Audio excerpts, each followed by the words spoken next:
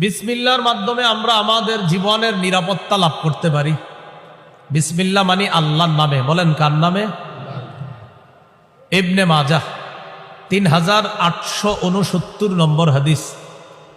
এই হাদিসের মধ্যে আসছে ক্বালা রাসূলুল্লাহ সাল্লাল্লাহু আলাইহি ওয়াসাল্লাম মা মিন আবদিন ইয়াকুলু ফি সাবাহি কুল্লি ইয়াউমিন ওয়া মাসাই কুল্লি লাইলা বিসমিল্লাহিল্লাযী লা ইয়াদুররু মা'a ইসমিহি শাইউন ফিল আরদি ওয়ালা ফিস সামা ওয়া হুয়াস সামিউল আলীম সালাসা মাররাত ফায়াদুররুহু শাই।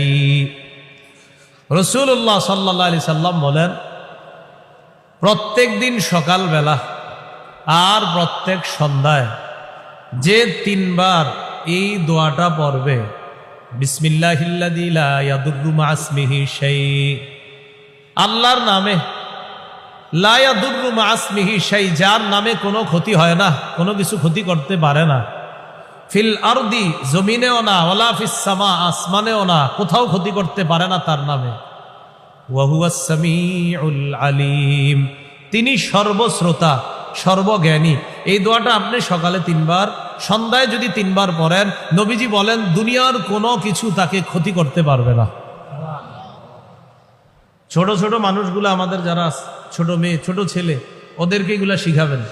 ঘর থেকে বের হওয়ার সময় ওরে বলবেন, বড় বিসমিল্লাহিল্লাযী লা ইয়াদুররু মা'a ইসমিহি শাইউন ফিল আরদি ওয়ালা ফিস সামা ওয়া হুয়াস সামিউল আলীম। বাচ্চা পারবে না, ওরে সকালেও তিনবার বলান, সন্ধ্যায়ও তিনবার বলান।